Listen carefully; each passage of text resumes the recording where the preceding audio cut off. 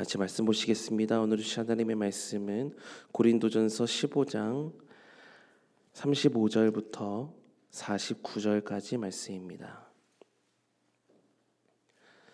고린도전서 15장 35절부터 49절까지 말씀입니다. 우리 함께 읽겠습니다. 시작. 누가 묻기를 죽은 자들이 어떻게 다시 살아나며 어떠한 몸으로 오느냐 하리니 어리석은 자여, 내가 뿌리는 씨가 죽지 않으면 살아나지 못하겠고 또 내가 뿌리는 것은 장래의 형체를 뿌리는 것이 아니요 다만 밀이나 다른 것의 알맹이 뿌리로되 하나님이 그 뜻대로 그에게 형체를 주시되 각 종자에게 그 형체를 주시느니라. 육체는 다 같은 육체가 아니니 하나는 사람의 육체요 하나는 짐승의 육체요 하나는 새의 육체요 하나는 물고기의 육체라. 하늘에 속한 형체도 있고 땅에 속한 형체도 있으나 하늘에 속한 것의 영광이 따로 있고 땅에 속한 것의 영광이 따로 있으니 해의 영광이 다르고 달의 영광이 다르며 별의 영광도 다른데 별과 별의 영광이 다르도다. 죽은 자의 부활도 그와 같으니 썩을 것으로 심고 썩지 아니할 것으로 다시 살아나며 욕된 것으로 심고 영광스러운 것으로 다시 살아나며 약한 것으로 심고 강한 것으로 다시 살아나며 육의 몸으로 심고 신령한 몸으로 다시 살아나나니 육의 몸이 있은즉 또 영의 몸도 있느니라. 기록된 바 첫사람 아담은 생령이 되었다 함과 같이 마지막 아담은 살려주는 영이 되었나니 그러나 먼저는 신령한 사람이 아니요 육의 사람이요 그 다음에 신령한 사람이니라. 첫 사람은 땅에서 났으니 흙에 속한 자이거니와 둘째 사람은 하늘에서 났느니라. 무릇 흙에 속한 자들은 저 흙에 속한 자와 같고 무릇 하늘에 속한 자들은 저 하늘에 속한 이와 같으니 우리가 흙에 속한 자의 형상을 입은 것 같이 또한 하늘에 속한 이의 형상을 입으리라. 아멘. 어제 말씀으로 사도 바울은 부활이 없으면 우리의 오늘의 신앙생활은 설명이 될 수 없다라고 말씀을 드렸습니다. 부활이라는 결국이기 때문에 우리는 오늘의 과정을 믿음으로 살 수 있다라는 것이죠. 이제 오늘 본문은 그 다음 질문을 다루고 있는데요. 그렇다면 죽은 자는 어떻게 다시 살아나는가라는 질문입니다. 하나님은 사람을 흙으로 지으셨습니다. 그렇다면 어떻게 결국을 맞이하게 되는가? 사람은 죽으면 다시 흙으로 돌아갑니다. 근데 이제 어떻게 다시 부활의 몸을 입게 된다라는 것이죠. 35절에 이런 질문을 합니다. 누가 묻기를 죽은 자들이 어떻게 다시 살아나며 어떠한 몸으로 오느냐 하리니 라고 말해요. 우리가 사실 부활을 믿는다라고 고백을 하지만 이런 질문들을 할 수밖에 없죠. 사람이 어떻게 죽었는데 다시 살아날까? 죽음 앞에서 무너진 사람의 몸을 하나님께서 다시 어떻게 일으키실까? 이 질문에 대해서 바울은 36절 37절에서 씨앗을 가지고 비유를 하고 있습니다. 어리석은 자여, 내가 뿌리는 씨가 죽지 않으면 살아나지 못하겠고 또 내가 뿌리는 것은 장래의 형체를 뿌리는 것이 아니요 다만 밀이나 다른 것의 알맹이 뿐이다. 이렇게 말씀합니다. 씨앗을 땅에 심으면 어떻게 되나요? 씨앗이 썩죠. 그러니까 씨앗 본연의 모습은 남아있지 않게 됩니다. 그러나 겉으로 보면 씨앗이 죽은 것처럼 보이지만 그 죽음과도 같은 과정 속에서 씨앗은 새로운 몸으로 태어나게 됩니다. 씨앗은 땅속에서 없어지는 것 같지만 하나님께서 정하신 생명의 질서 안에서 전혀 다른 모습으로 자라나게 되죠. 바울은 지금 부활을 설명하면서 이 점을 말하고 있는 거예요. 우리가 지금 가진 몸과 장차 하나님께서 살리실 몸은 서로 연결이 되어 있다. 그러나 똑같은 방식으로 반복되는 것은 아니다라는 겁니다. 씨앗이 씨앗 그대로 다시 땅속에서 나오는 게 아니라 하나님께서 새 몸을 허락해 주시는 것처럼 부활도 단순히 예전의 몸 그대로를 가지고 부활하는 것이 아니라 하나님께서 죽을 몸을 썩지 않을 몸으로, 약한 몸을 영광스러운 몸으로 새롭게 하여 주실 것이다 라는 겁니다. 그게 38절의 말씀인데요. 하나님이 그 뜻대로 그에게 형체를 주시되 각 종자에게 그 형체를 주시느니라 라고 말씀합니다. 38절의 시작을 이렇게 말씀하죠. 하나님이 라고 말씀합니다. 그러니까 부활은 사람이 죽음을 이겨낼 능력이 있어서 다시 스스로 살아나는 것이 아니다라는 것을 말하는데요. 하나님께서 새 형체를 주시고 새 생명을 주시고 우리를 부활에 참여하도록 인도하신다라는 겁니다. 그래서 부활 신앙이란 결국 하나님을 믿는 신앙입니다. 내가 어떻게 다시 살아날 수 있을까? 이런 질문이 있지만 내 지식으로는 다 이해할 수 없어요. 그러나 이해할 수 없다고 해서 되어지지 않는 것도 아닙니다. 죽은 자를 살리시는 하나님, 무에서 유를 창조하신 하나님, 예수 그리스도를 죽은 자 가운데서 일으키신 그 하나님께서 오늘의 나도, 장차 그날의 부활의 날의 나도 하나님께서 다시 살리실 것을 믿는 것이 믿음입니다. 우리는 때로 내 약한 몸을 보면서 낙심을 하죠. 나이가 들면 들수록 몸이 예전 같지 않다라는 것을 많이 느끼실 겁니다. 그런데 몸이 아프면 마음도 함께 약해지죠. 그러면서 죽음이 다른 사람의 이야기가 아니라 점점 내 이야기가 되는 것 같다 느껴지기도 합니다. 그러나 그런 모습을 보면서 우리가 절망하지 않아도 될 이유는 비록 육신의 몸이 약해지고 쇠해지다 하더라도 하나님께서 우리를 버리신 것이 아니거든요. 장차 하나님께서 우리를 다시 살리실 줄 믿습니다. 지금은 썩을 몸이고 약한 몸이지만 주님께서 부활의 날에 우리에게 새로운 몸을 입혀주실 줄 믿습니다. 그래서 39절부터 41절에서 바울은 이런 말씀을 해요.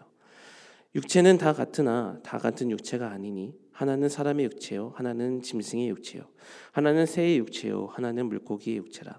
하늘에 속한 형체도 있고 땅에 속한 형체도 있으나 하늘에 속한 것의 영광이 따로 있고 땅에 속한 것의 영광이 따로 있으니 해의 영광이 다르고 달의 영광이 다르며 별의 영광도 다른데 별과 별의 영광이 다르도다. 그러니까 여기 보면 사람의 육체, 짐승의 육체, 새와 물고기의 육체, 또 해의 영광, 달의 영광, 별의 영광 다 다르다라고 말씀합니다. 그러니까 이 말은 하나님께서 각 존재에게 알맞은 몸과 또 그에 따른 알맞은 영광을 주신다라는 뜻인데요. 하나님은 생명을 아무렇게나 창조하신 분이 아니십니다. 알맞은 형체를 주셨고요. 알맞은 영광도 주셨다라고 말씀합니다. 그러니 장차 부활의 몸도 하나님께서 가장 알맞게 우리에게 주실 거예요. 지금은 우리가 다 이해할 수 없고 설명할 수 없지만 반드시 하나님은 그렇게 하실 줄 믿습니다.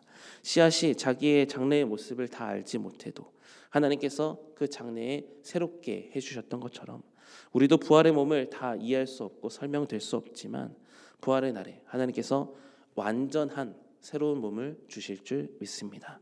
그렇다면 이 완전한 새로운 몸은 어떻게 될까? 다 알 수는 없지만 42절에서 44절에 보면 이렇게 말씀합니다. 죽은 자의 부활도 그와 같으니 썩을 것으로 심고 썩지 아니할 것으로 다시 살아나며 육된 것으로 심고 영광스러운 것으로 다시 살아나며 약한 것으로 심고 강한 것으로 다시 살아나며 육의 몸으로 심고 신령한 몸으로 다시 살아나나니 육의 몸이 있은즉 또 영의 몸도 있느니라 라고 말씀해요. 42절에 보면 바울은 부활의 몸에 대해서 이렇게 설명하죠. 부활한 우리의 몸은 썩지 않는다. 하나님께서 주시는 생명 안에서 더 이상 죽음의 지배를 받지 않을 것이다 라고 말씀합니다. 물론 육신으로 이 땅에 있을 때에는 우리의 몸은 욕된 모습으로 남게 돼요. 왜냐? 이 땅은 죄와 사망의 권세 아래 있기 때문입니다. 그러나 욕된 것으로 끝나지 않는다. 반드시 영광스러운 것으로 다시 살아나게 될 줄 믿는다. 왜냐하면 부활이란 죽음 이전의 상태로 다시 되돌아가는 게 아니라 하나님께서 우리를 전혀 새로운 형태로 다시 일으키시는 새로운 사건이 될 것이기 때문입니다. 그래서 44절에서 몸의 부활에 대해서 이야기할 때 사실 가장 먼저 떠올라야 되는 모습은 예수님께서 부활하신 이후의 모습을 떠올리면 됩니다. 예수님께서도 부활하신 후에 문을 닫고 두려움 가운데 떨고 있던 제자들에게 공간을 초월해서 나타나셨죠. 또한 엠마오로 가던 두 제자들에게 친히 나타나셨으며 의심하던 도마에게 십자가에서 찔리셨던 그 손, 옆구리를 친히 보여주셨고요. 갈릴리에서 절망해서 고기를 잡고 있던 제자들을 친히 찾아가서 그들에게 아침을 제공해 주시며 그들과 같이 식사를 하셨습니다. 부활의 몸이란 영혼만 있는 게 아니라요. 하나님께서 몸까지 새롭게 하시는 구원이 있다라는 것을 몸소 보여주셨습니다. 다만 그 부활의 몸은 지금처럼 죄와 죽음의 권세 아래에 있는 몸이 아니다. 하나님께서 완전히 영으로 새롭게 하여 주실 몸이다. 그래서 더 이상 죄의 권세에 끌려다니지 않고 죽음의 권세에도 묶이지 않으며 하나님께서 주시는 생명 안에서 완전하게 사는 몸으로 변화될 것이다 라고 말씀해 주셨죠. 그러니 부활 소망이란 우리의 몸을 가볍게 여기는 게 아닙니다. 어떤 사람은 몸은 어차피 사라질 거니까 지금 막 살아도 된다라고 생각해요. 이러한 생각에 빠진 많은 사람들이 있어서 이단의 삶을 살기도 했습니다. 그러나 성경은 우리의 몸은 주님께서 다시 살리실 몸이며 장차 부활의 날에 하나님께서 영광스럽게 하실 몸이기 때문에 지금 우리가 몸으로 죄를 결코 가볍게 지어서도 안 되고요. 우리가 드리는 순종을 결코 가볍게 여기지 말고 순종으로 하나님께 영광을 올려드리는 귀한 몸이 되셔야 됩니다. 우리의 손으로 섬김을 나아가고 우리의 입술로 하나님을 찬양하고 우리의 무릎으로는 하나님께 기도하고 우리의 발로는 믿음의 길을 걸어가는 그런 모든 일, 그런 몸의 모습은 다 하나님 앞에 의미가 있다라는 것이죠. 우리의 몸은 하나님의 것이기에 썩어질 몸이지만 장차 이 몸을 가지고 새롭게 만들어 주실 줄 믿습니다. 그래서 49절에 보면 결론에서 이렇게 말씀합니다. 우리가 흙에 속한 자의 형상을 입은 것 같이 또한 하늘에 속한 이의 형상을 입으리라. 지금은 흙에 속한 자의 형상을 입고 살아갈 수밖에 없습니다. 그래서 약하고요, 피곤하고요, 병들 수밖에 없어요. 죄의 권세는 그렇게 우리에게 영향력을 끼치거든요. 그러기에 언젠가 죽음을 맞이할 수밖에 없습니다. 죄의 싹은 사망이기 때문입니다. 그러나 성도에게는 이것이 전부가 아닙니다. 우리는 하늘에 속한 이의 형상을 입게 될 줄 믿습니다. 예수님께서 부활의 첫 열매가 되셨고 우리는 그분 안에서 장차 부활의 영광에 참여하게 될 겁니다. 그러니 지금 당장 경험하는 나약함을 보면서 절망하지 마십시오. 지금의 연약함이 나의 결국은 아닙니다.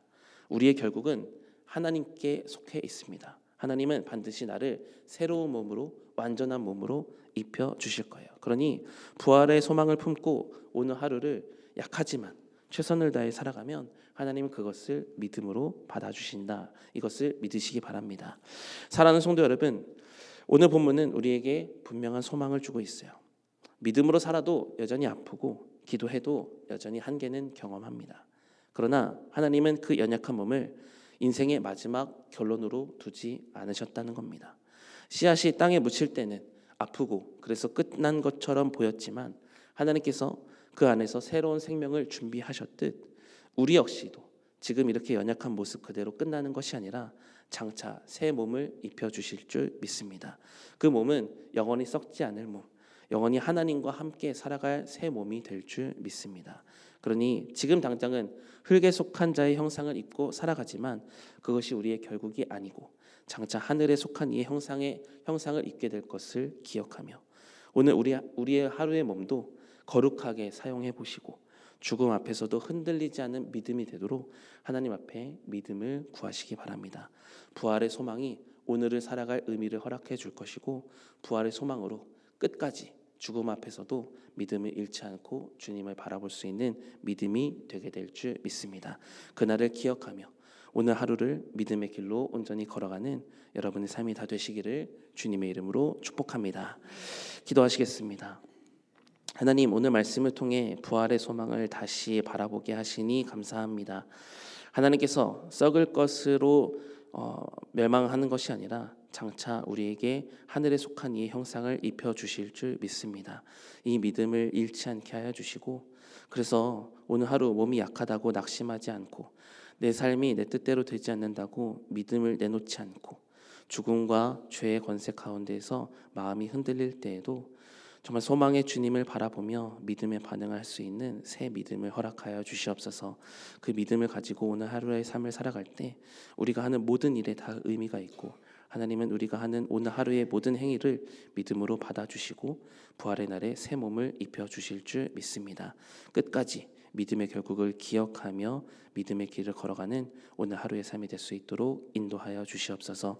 그러나 우리의 힘으로는 하루를 믿음으로 살아갈 수 없기에 오늘 성령의 충만한 가운데에서 성령의 능력으로 덧입혀 주셔서 믿음으로 살아갈 수 있는 넉넉한 사람들 다 될 수 있도록 은혜를 베풀어 주시옵소서. 감사드리며 예수님의 이름으로 기도합니다. 아멘.